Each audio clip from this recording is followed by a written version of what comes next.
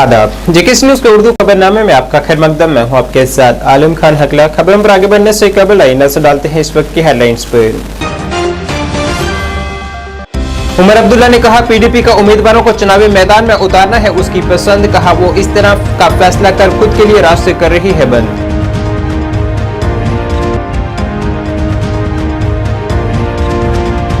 BJP ने कहा, India इत्तेहाद कुंभा परवरी और बदअनवानी में मुलविस लोगों को बचाने के लिए अवाम को कर रही है गुमराह। कहा, बीजेपी ने मुल्क को बुलंदियों तक पहुंचाने के लिए की है बेमिसाल पहल। गुलाम नबी आजाद ने कहा, इंतखाबात में जीत के साथ ही रियासत का दर्जा करेंगे बहाल। इंतखाबात से कबल इत्तेहाद की खबरों को किया मुस्तरद।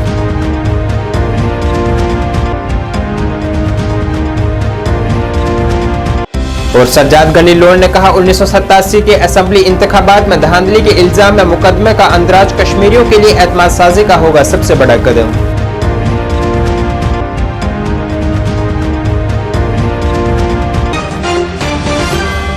अब खबरें तफसील से।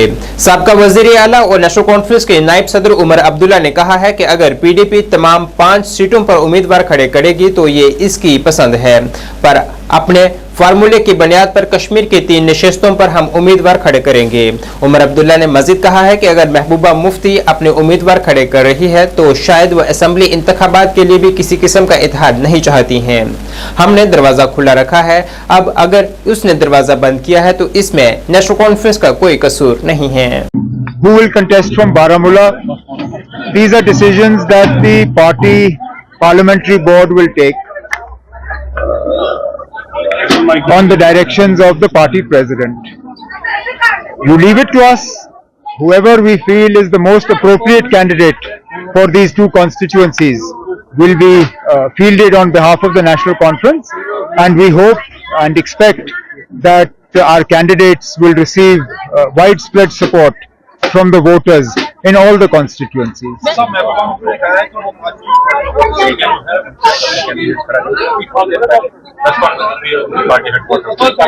मैं कुछ नहीं कहूंगा ना, मैं क्या कह सकता हूं इसमें।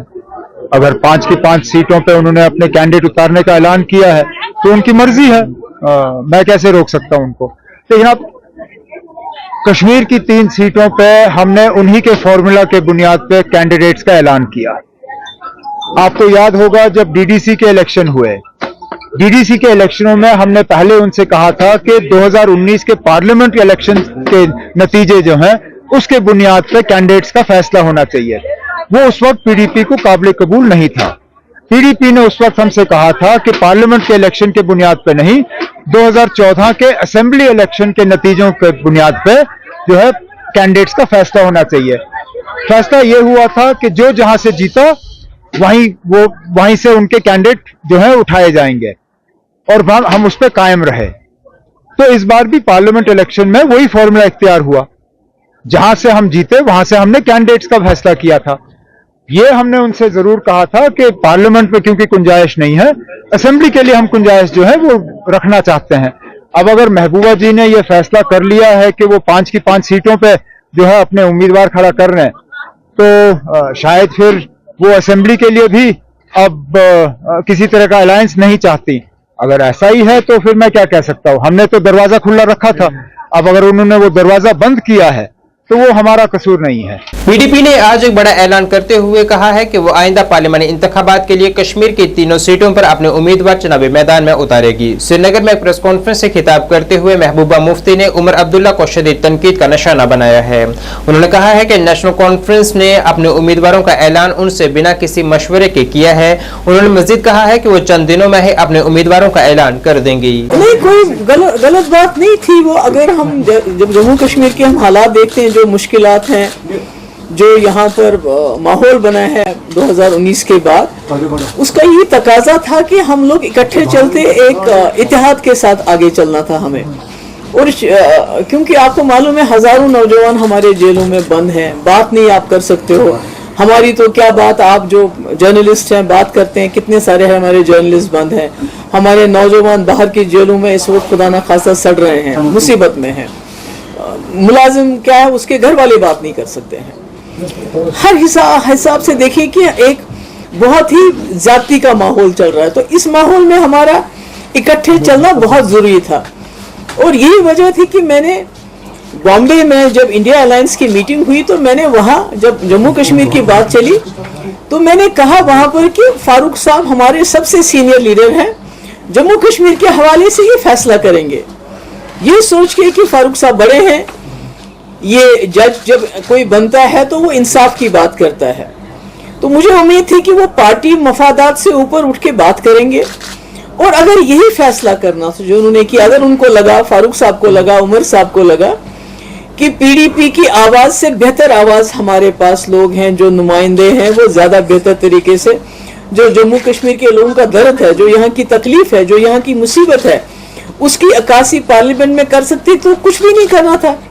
जो बात कल उमर साहब ने कही, ये बात ये आज से 2 महीने पहले कह सकते थे, मुझे फोन कर सकते थे फारूक साहब, उमर साहब मुझे बुलाते, मुझे कहते कि आपने फारूक साहब को जिम्मेवारी रखी है फैसला करने की।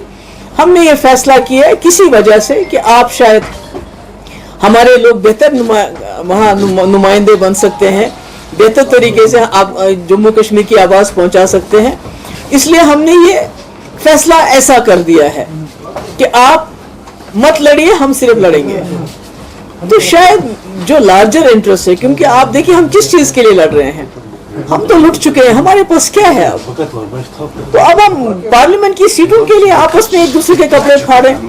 तो अगर फारूक साहब ने या उमर साहब ने मुझे बुला के ये कहा होता कि आपने चूंकि फारूक साहब के ऊपर जिम्मेवारी छोड़ी है, हमें लगता है कि आप लोग शायद अच्छी तरह हमारी मुश्किलात की अक्कासी नहीं कर सकते, हमारे लोग बेहतर हैं, या हमारे पार्टी वर्कर नहीं मान रहे, व्हाटएवर इट वाज, जो भी उनको मतलब फैसला जिस वजह से किया, तो हम सोचते लार्जर इंटरेस्ट में ऐसा ही होना चाहिए। चलिए हम पार्लियामेंट में नहीं पहुंचेंगे, ये अगर पार्लियामेंट में पहुंच के बेहतर कारकर्दगी कर सकते हैं तो ठीक। बीजेपी के general secretary doctor Devendra Kumar Maniyal की जानिब से आज जम्मू में एक प्रेस कॉन्फ्रेंस की गई है, जिसमें उन्होंने इंडिया इत्तेहाद को निशाना बनाते हुए कहा है कि ये इत्तेहाद सिर्फ कुंभा परवरी और बदअनवानी में मुलविस लोगों को बचाने के लिए काम कर रहा है, लेकिन मौजूदा बीजेपी सरकार ने हमेशा मुल्क के मफाद की बात की है और यहाँ की मकामी चीजों को आलमी सतह पर आगे फरोग दिया है।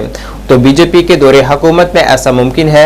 उन्होंने अवाम को मुतनबे किया है कि वो जालसाजी जमातों से बहकावे में न आए और उनके गुमराहकुन बहकावे में हरगिज न आए। साथियों, अभी पूरा देश चुनाव के माहौल में है और एक चुनाव का माहौल जो है कश्मीर से लेकर कन्याकुमारी तक बना हुआ है। इसी दौरान जम्मू कश्मीर भी हमारा, जहाँ पे 5 चरणों में एक सीट पर एक चरण में चुनाव होगा। भारतीय जनता पार्टी भी इस चुनाव की प्रक्रिया में व्यस्त है और पूरा प्रयास होगा कि 2 हमारी जो पुरानी सीटें हैं, जहां जम्मू रियासी उधमपुर डोडा, वो तो हमने जीती है, लेकिन उसके साथ साथ इस बार भारतीय जनता पार्टी का लक्ष्य है कि जम्मू में और जम्मू कश्मीर में Bharatiya Janata party clean sweep करे। साथियों, इसी उपलक्ष्य में आज आपसे बात करने के लिए मैं यहाँ आया हूँ। हमारे विरोधी, परिवारवादी, भ्रष्टाचारी लोगों का जो एक जमावड़ा है, एक जो संगठन है जिसको वो गठबंधन कहते हैं, उस गठबंधन ने पिछले कुछ दिनों में आपने भी देखा होगा, मीडिया के माध्यम से हमने भी पढ़ा और देखा भी है कि एक बहुत बड़ी रैली उन्होंने करने की कोशिश की, जिसको वो खुद एक सेल्फ स्टाइल्ड बड़ी रैली कहते हैं, और अलग अलग पार्टियों के लोग उसमें इकट्ठे थे। सभी परिवारवादी, सभी भ्रष्टाचारी और घोर विरोधी भारतीय जनता पार्टी के, जिनका काम सिर्फ और सिर्फ मोदी जी को गाली देना, देश के ऊपर खतरा मंडरा रहा है ये बात कहना, जो भ्रष्टाचारी हैं उनको बचाना, जो जिनके ऊपर केस चल रहे हैं उनको बचाना, कुछ जेल में है, कुछ बेल पर हैं, उनके बारे में बात करना, और हमेशा ये बात कहना कि मोदी देश के लिए खतरा है, मोदी लोकतंत्र के लिए खतरा है। साथियों, ऐसे लोग जो उस गठबंधन के अंदर हैं, जो भ्रष्टाचारी गठबंधन है, जिसको इंडिया अलायंस कहते हैं, भ्रष्टाचारी परिवारवादियों का गठबंधन, आज अगर उस गठबंधन की बात करें, जब हम बात करते हैं उस ग्रुप में जो एक झुंड जो है, उस झुंड में कौन है? जम्मू कश्मीर से हमारे फारूक अब्दुल्ला साहब, जिन्होंने पूरी राजनीति जो है अपने परिवार के लिए की। उनसे पहले उनके पिताजी के बाद फारूक साहब के बाद उमर साहब के बाद उनके परिवार के लोग। और ये जो पार्टी है, national conference party Jammu Kashmir की, अपने जो उन्होंने अत्याचार किए, जो दुष्प्रचार किया, उसको ये भूल जाते हैं कि आज 90 के दशक में हजारों लाखों हमारे जो कश्मीरी पंडित भाई बहन थे उनको वहां से माइग्रेट होना पड़ा और हमारी बहनों के साथ उन्होंने क्या अत्याचार किया वो किसी से शुबा नहीं है। अनंतनाग राजौरी हलके से अपनी उम्मीदवारी के ऐलान के बारे में बात करते हुए डेमोक्रेटिक प्रोग्रेसिव आजाद पार्टी के सरबराह गुलाम नबी आजाद ने कहा है कि शुरू में उनका मुकाबला करने का कोई इरादा नहीं था, लेकिन हमारे तमाम साथी खैर ख्वाह चाहे वो जनूबी कश्मीर से हो या फिर पीर पंजाल से, इन सब ने कहा कि अगर हमें जीतने के लिए मुकाबला करना है तो खुद मुकाबला करना पड़ेगा। उन्होंने कहा है कि यहाँ 10 साल पहले असेंबली इंतखाबात हुए थे, कोई नहीं जानता कि सितंबर तक क्या होगा। यहाँ का सबसे बड़ा मसला रियासत का है। गुलाम नबी आजाद ने कहा है कि वो अपनी जीत के बाद यहाँ का रियासत का दर्जा बहाल करेंगे। इस दौरान उन्होंने कहा है कि उनका अभी किसी से इत्तेहाद करने का कोई मंसूबा नहीं है और इन तमाम खबरों को उन्होंने मुस्तरद किया है। मैं सोचता हूं कि अभी ये लड़ाई अभी लॉजिकल कंक्लूजन पे नहीं पहुंची। उस लड़ाई का ये फायदा हुआ कि वजीर आजम ने और होम मिनिस्टर ने हमारी वो रिक्वेस्ट मंजूर की कि स्टेटहुड देंगे, जो कि पहले उड़ा ली थी, जो जद्दोजहद हमने 1 महीना की स्टेटहुड माना। लेकिन आजकल जो चमनगोइयां हो रही हैं कि स्टेटहुड देंगे, लेकिन वो दिल्ली जैसी स्टेटहुड होगी, पौंडीचेरी जैसी स्टेटहुड, और हर फाइल हर कैबिनेट का फैसला लेफ्टिनेंट गवर्नर के पास, तो वो हमें मंजूर नहीं। गुलाम नबी आजाद को मंजूर नहीं और शायद जम्मू कश्मीर का हिंदू मुसलमान कश्मीरी पहाड़ी गोजरी किसी को भी वो मंजूर नहीं।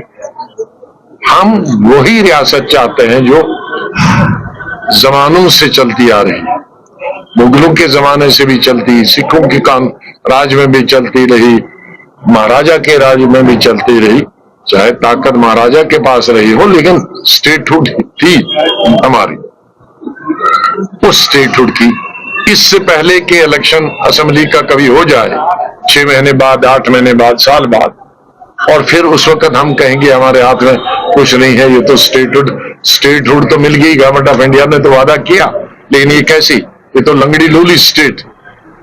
उसके लिए मैं पार्लियामेंट में अपनी पूरी ताकत, अपनी पूरी जबान, अपने पूरे इन्फ्लुएंस का इस्तेमाल करना चाहता हूं कि हमें स्टेटहुड मिले। उस स्टेटहुड से जो उससे कनेक्टेड चीजें हमसे छीनी गई है वो भी आएंगी।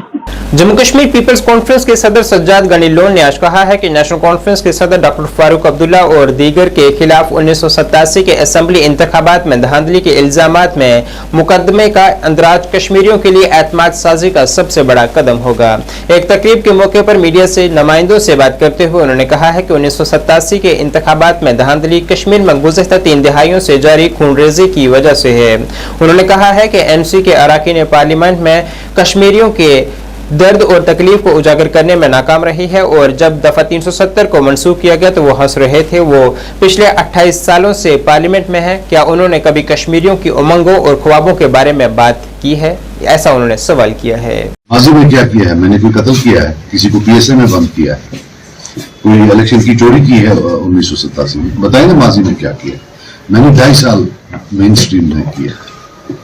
अब अगर मैं नेशनल कॉन्फ्रेंस के बयानात देखूं तो लगता है कि जितना भी प्रॉब्लम जम्मू कश्मीर में वो मेरी वजह से है या मेरे वालिद मोहतरम की वजह से है। लेकिन 28 साल पार्लियामेंट मेंबर इनके वहां रहे, 32 साल हुकूमत इन्होंने की, मिलकर ये 60 साल होते हैं। ये 60 साल का जवाब तो देना पड़ेगा। 7 साल में लोग मरे, यहाँ हर गांव में कब्रिस्तान। 60 साल में हजारों लोग पीएसए में अंदर गए, कोई ने 20-25 साल के बाद छोड़े जेल से छूटे। उनका जवाब कौन देगा? मैं दूंगा क्या? जवाब ये देंगे। मेरे से क्यों सवाल पूछते? मैंने तो कुछ नहीं किया है, मैंने अच्छे ही काम किए हैं। हम पर ये गुनाह है कि भाई हमने जो है जो सोशल वेलफेयर 200 रुपया देते थे वो हमने 1000 रुपया कर दिया है। अब वो मेरी गलती है, वैसी गलतियां मैंने बहुत की। सजाद साहब, आप हमेशा अपने बयान में कहते हैं कि मिलिटेंट से एरप्ट हुई पोस्ट रिजिम। तो रिसेंट नेशनल कॉन्फ्रेंस ने ये इल्जाम लगाया है कि जो अलबरक है वो आपके फादर की क्रिएशन है। आपका क्या कमेंट है उस पर? देखिए, मेरी बात सुनिए, मेरे फादर पॉलिटिकल थे हमेशा, राइट? वो इलेक्शन नहीं लड़ते थे, इसीलिए आप देखेंगे कि मतलब इलेक्शन पहले लड़ते थे, बाद में उन्होंने छोड़ दिया। जब 87 की रिगिंग हुई उनको बंद किया गया, फिर उन्होंने इलेक्शन को खैरबाद हो। इसीलिए हमारे किसी भी इलेक्टोरल प्रोपेगेंडा में आप उनका फोटो नहीं देखेंगे, क्योंकि जब वो इस दुनिया से भी वो इलेक्शन नहीं लड़ते थे, हम उनकी उस मेमोरी का रेस्पेक्ट करते हैं। मैं सजाद लोन हूँ, मैंने पहले दिन से ही मेरी प्रोक्लेविटी जो थी, मेरी tendency towards main stream politics, ठीक है ना। गन जो है 1987 में आया, रिगिंग के बाद आया, और तकरीबन 50 तंजीमें थी। फर्ज करे पहले तो ये झूठ है, वो एक तंजीम लोन साबित, बाकी 49 कहां से है, तो वो किसने बनाया, आप समझे। तो इस वक्त भी मैं आपको बता दूं, हमारे घर पर अल्हम्दुलिल्लाह कोई खून का धब्बा, किसी का कत्ल नहीं हो सकता। हाँ, बचाने में बड़ा काम किया है। जो मेरे वालिद मोहतरम थे, वो नॉन वायलेंस के टोटल जो है उसके हक में थे, और कभी उन्होंने ये वायलेंस को जो कंडोम नहीं किया। बाकी ये सब डाइवर्शनरी टैक्टिक्स है। At the end of the day national conference पिछले 70-80 साल यहाँ की पॉलिटिक्स पर छाई हुई है। उन्होंने इक़्तिदार का सबसे ज्यादा जो है उन्होंने टाइम गुजारा है, बड़े बड़े अकॉर्ड्स उन्होंने साइन किए हैं, जवाबदेही उनकी है, वो हमसे सवाल ना पूछे। नहीं, अब ये है कि जन्नत का सर्टिफिकेट ना हमने कभी बांटा है ना हम बांटते हैं, लेकिन ये तो अल्लाह ताला अल्लाह के रहे हैं। तो बाकी बहरहाल जन्नत के लिए मुसलमान होना जरूरी है, तो अल्हम्दुलिल्लाह, मतलब मुसलमान मीन्स की जो एक पायस मुस्लिम हो, जो हमारी मुस्लिम थियोलॉजी है, उसमें जन्नत का हकदार वही होता है, वो अल्हम्दुलिल्लाह। देखिए मेरी आप बात सुनिए, न मैं ए टीम हूँ, न मैं बी टीम हूँ, मैं कश्मीरी टीम, मैं कश्मीरी हूँ। कश्मीरी देखिए, यहाँ पिछले 30 साल में हजारों लोग मर गए, जेल गए, जालिम और मजलूम दो थे। मैं अपने आप को मजलूम मानता हूँ, मैं जेल गया, मैंने इंट्रोगेशन खाया। जम्मू कश्मीर पीपल्स कॉन्फ्रेंस ने अब्दुल अहद डार ब्लॉक सदर सोगाम की रिहाइशगाह पर बीडीसी के वाइस चेयरपर्सन हाजी फारूक मीर, यूथ सदर लोलाब बिलाल अहद डार, जोनल सदर सोगाम अब्दुल रशीद, यूथ सेक्रेटरी की मौजूदगी में जोन सोगाम के वर्कर्स मीटिंग का इनेकाद किया है। इस तकरीब में 400 से ज्यादा कारकुनान ने मीटिंग में शिरकत की है। कल सवेरे हमने इस मीटिंग का प्रोग्राम बनाया, तो माशाल्लाह जितनी मुझे मैंने अंदाजा किया था, ये कन्वेंशन में तब्दील हो गई मीटिंग। अल्हम्दुलिल्लाह ये दर्शाती है कि हम ब्लॉक सोगाम में, जोन सोगाम में कितने मजबूत है। तो आपको ये पता है कि ऑलरेडी हम इलेक्शन के लिए तैयार हैं। 1 महीना पहले हमारी पार्टी ने हमारी प्रेसिडेंट साहब को अनाउंस किया है parliamentary candidate for Baramulla, Bandipora and Kupwara assembly के लिए। तो माशाल्लाह हमारी जोरों पर है। तो घर घर हम यही पैगाम देते हैं, कारवान ऑफ चेंज, जो डिग्निटी एंड डेवलपमेंट का नारा जो है, हर एक घर में हम ये पहुंचाना चाहते हैं। इसी के लिए आज हमने अपने चीता साथियों को बुलाया था यहाँ पर। माशाल्लाह ये बड़ी त्योहार में आई इस बरसती बारिश में, इनका एक बार शुक्रिया। हमें कोई फर्क नहीं पड़ेगी ना, बी टीम बुलाए कोई, सी टीम बुलाए कोई, ए टीम बुलाए कोई, इससे कोई फर्क। आज जम्मू कश्मीर के लोग सब जानते हैं। देखिए ये हमारा बहुत बड़ा मुल्क है। जिन लोगों ने रियासत जम्मू कश्मीर के आवाम के साथ इतना इस्तेमाल किया, अब उनके पास बचाई क्या है, ये मुझे बताइए। अगर हम बी टीम है, सी टीम है, ए टीम कौन है, अपने नाम पर उसमें दर्ज करे ना। जिनका यहाँ से पार्लियामेंट मेंबर बनकर निकला, उन्होंने 98 के लिए जम्मू कश्मीर के आवाम से वोट लिया। जब 98 की बिल उन्होंने असेंबली में लाई, पास करके मरकज को भेजी, तो वहां पर क्या भेजा, जूनियर अब्दुल्ला को मंत्री बनाया बीजेपी की सरकार में। क्या वो बीजेपी वाले, हम बीजेपी वाले, हमें उससे कोई फर्क नहीं पड़ेगा। हम लोगों के काम करने के लिए निकले हैं, यहाँ जम्मू कश्मीर की डेवलपमेंट के लिए हम निकले हैं। अब तो ये बौखलाहट हो गई हमारे जो मुखालिफिन है, इनके पास बचाई क्या है, ना इनके पास कोई रोड मैप है ना कुछ है। अब ये पलट लगा कर भी थक गई, पैसे लगा कर भी थक गए, सब कुछ जितने भी काले कवानी है वो ला कर भी थक गए। अब इनके पास बचाई क्या, अभी गुमराह। देखिए इनका दस्तूर क्या है, पहले गुमराह लोगों को करते थे, 40 साल इन्होंने लोगों को गुमराह किया, एक दूसरे से लड़ाया, इन्होंने लोगों को रीजनलिज्म में तकसीम किया, मजहब के नाम पर तकसीम किया, कम्युनिटी के नाम पर तकसीम किया। अब चूंकि हमारी party Jammu Kashmir people's conference, इनको पता है कि हम मजबूत एक किला बनने जा रहा है, ना कश्मीर में नहीं बल्कि पूरे कश्मीर में। माशाअल्लाह हमें भरोसा है उस चीज पर, अल्लाह ताला की कुदरत पर कि आज अल्लाह ताला उस मजलूम कौम की फरियाद सुनेगा जिस मजलूम कौम को इन्होंने 70 साल अपने पैरों तले कुचला था। परगोची शोपियां की अवाम ने रेलवे महकमे के खिलाफ एहतजाज किया है, जिसका यहाँ जल्द रेलवे लाइन बिछाने का मंसूबा है। लोगों का कहना था कि इनकी हजारों बागबानी आराजी इस रेलवे स्टेशन के नीचे आती है, जो कि इनके साथ नाइंसाफी है और इनके खानदानों का मुस्तकबिल में मुश्किलात का सामना करना पड़ेगा। उनका मुतालबा है कि रेलवे स्टेशन को दूसरे इलाकों में मुंतकिल किया जाए, यहाँ कोई हॉर्टिकल्चर जोन इसके तहत नहीं आएगा। एहतजाजी मुजाहरे की क़यादत नायब सदर बीजेपी शोपियां जिला शाहनवाज ऋषि ने की है और दीगर भी वहां मौजूद रहे। ताहम उन्होंने कहा है कि वो इस स्टेशन को दूसरे इलाकों में मुंतकिल करने का मामला मुतलका हुक्काम के साथ उठाएंगे। हमारे साथ हमारे साथ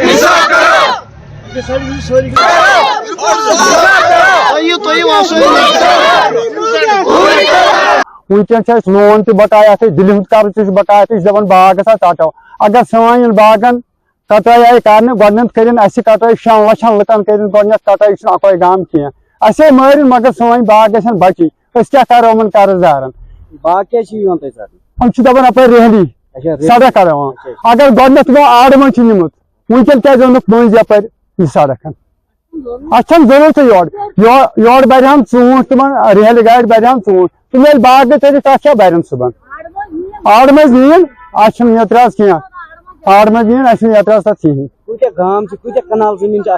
यथन वो वन 2.5 कनाल यथन हो शुमार यह वन 2.5 कनाल यथन तथ मे सारी जमीन 3 गामन जमीन लोजन पड़गोस पहलपुर पोहन यह सारी जमीन ग अतल हो कथ लास्ट क्या डिमांड गवर्नमेंट बस गवर्नमेंट यह डिमांड अगर आड़ मज वो निशान गोन थो तपरी नीन हाँ एतराज कर पन जमीन जरूरत रेलवे जरूरत कह आड़ मज नीन मगर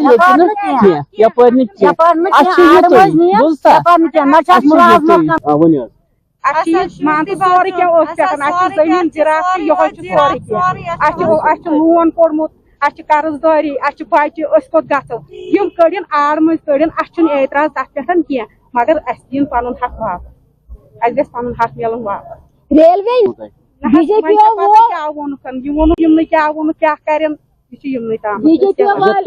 मतलब अगर रेल आये खिलाफ थोड़ा यह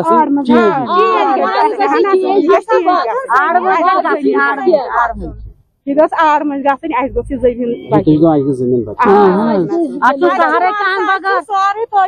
सोरे क्या दुकान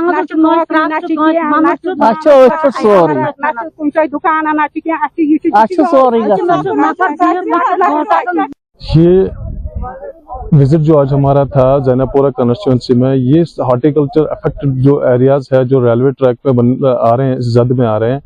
रेलवे एक डेवलपमेंटल इनिशिएटिव है शोपियां के लिए, जिससे हमें ही बेनिफिट मिलने जा रहा है फ्यूचर में। लेकिन अब इसमें हॉर्टिकल्चर जो हमारी बैकबोन है इकोनॉमी की, ये इन्वॉल्व हो रही है। इसमें लाखों कनाल लैंड हो सकता है, एक्सपेक्टेशन है, अभी ये कंफर्म नहीं है, इसमें इतना लैंड इन्वॉल्व हो सकता है। अब ये हॉर्टिकल्चर को हमने बचाना है, प्रिजर्व करना है। इस हवाले से भारतीय जनता पार्टी शोपियान का जो टीम है, खासकर हमारे स्टेट प्रेसिडेंट रविंद्र रैना जी ने भी इस हवाले से ड्यूकाम से भी बात करी है, माननीय एलजी साहब से भी बात करी है, और अगर हमें मरकज तक भी रसाई करनी पड़ी वहां तक भी जाएंगे। लेकिन हॉर्टिकल्चर जो हमारा शोपियां का है, बैकबोन है हमारी ये इकोनॉमी की, इसको बचाने की पूरी कोशिश करेंगे और भारतीय जनता पार्टी लोगों के साथ है और इनके साथ पूरा इंसाफ किया जाएगा। क्या आपकी तरफ से और आपकी पार्टी की तरफ से क्या इनको डेफिनेटली देखिए, सबसे बड़ा जरिया ये है। डिप्टी कमिश्नर बांडीपुरा शकील उर रहमान की हिदायत पर आज डाकबंगला सुंबल में नए वोटरों, आशा वर्करों और आंगनवाड़ी वर्करों के लिए मुनज़्ज़म वोटरों की तालीम और इंतखाबी शिरकत स्वीप के तहत बेदारी कैंप का इनेकाद किया गया। प्रोग्राम की सदारत एसडीएम सुंबल आमिर चौधरी ने की है। इनके साथ principal government higher secondary school Bandipora, coordinator sweep Arsalan Habib और दीगर ऑफिसरान भी प्रोग्राम में मौजूद थे। इस प्रोग्राम का मकसद बेदारी की रसाई को बढ़ाना और आशा वर्करों, आंगनबाड़ी वर्कर्स की शराकत को यकीनी बनाना था, ताकि जमहूरी फ्रेमवर्क में शमूलियत को यकीनी बनाया जा सके।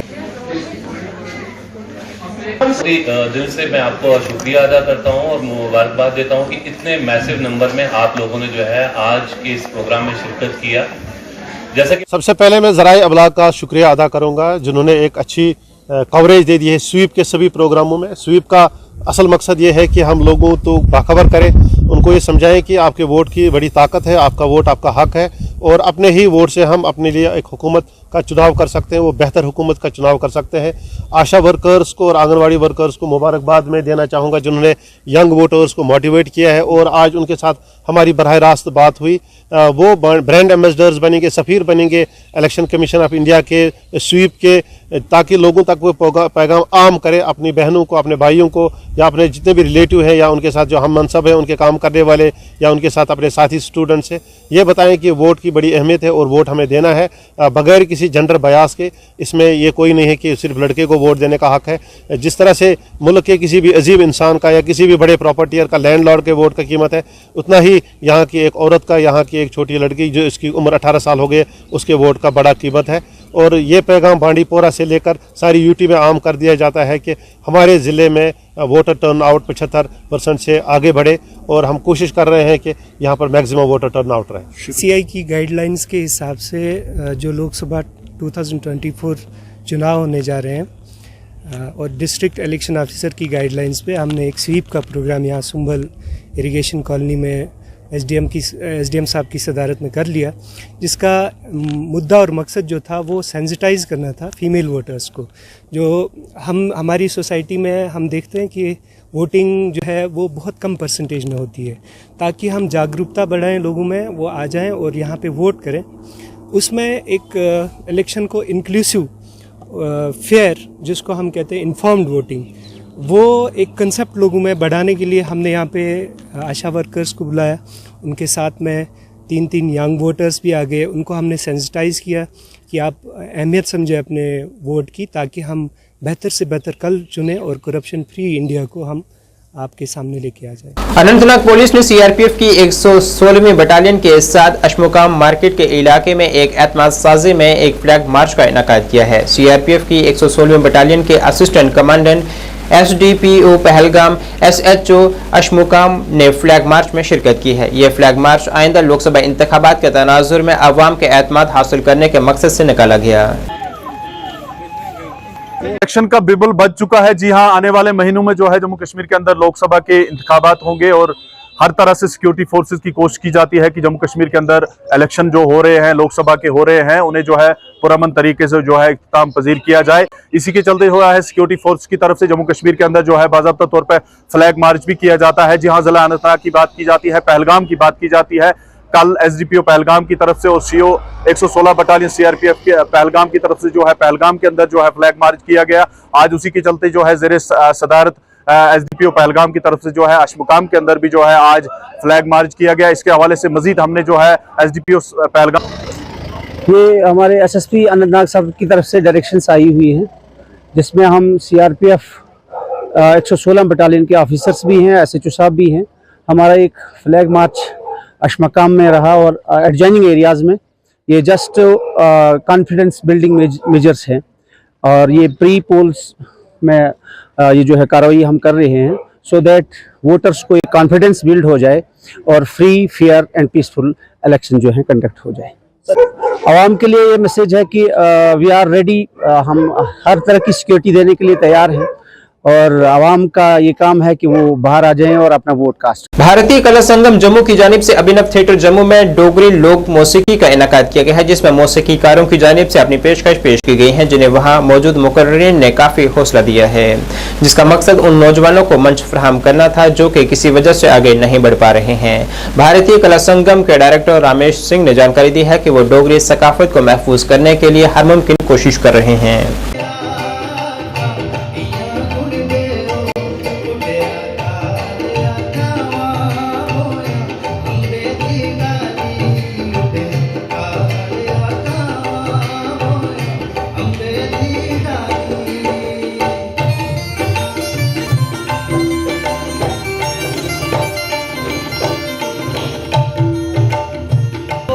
लस्सी किया बना दे ओ, मीठी दसिया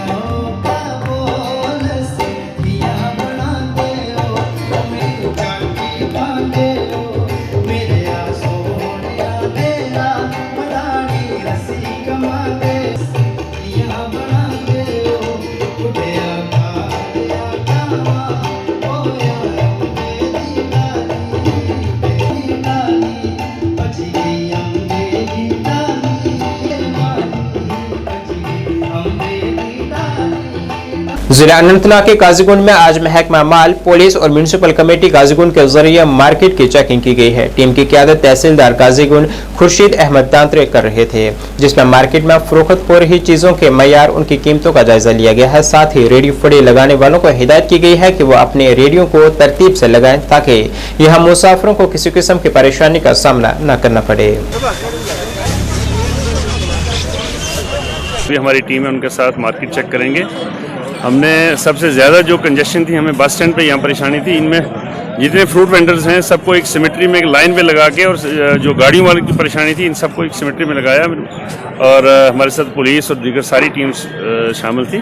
हमारी ये कोशिश रहेगी कि लोगों को दिक्कत ना आए, ज़्यादा परेशानी ना आए, क्योंकि रमज़ान के महीने में रश बहुत होता है। तो रेट्स भी चेक किए, और जहाँ कहीं कोई ज़्यादा कोई ऐसी परेशानी थी वहाँ पे हमने मौके पर भी उनको सजेस्ट किया, उनको समझाया ताकि लोगों के साथ ज़्यादा ज़्यादती ना हो और रेट जो है वो बराबर रहें और मार्केट जो है वो अच्छे से रहे। नाज़रीन, इस वक्त के उर्दू बुलेटिन में बस इतना ही। मुझे मेरी टीम के साथ दीजिए इजाज़त। अल्लाह हाफिज़।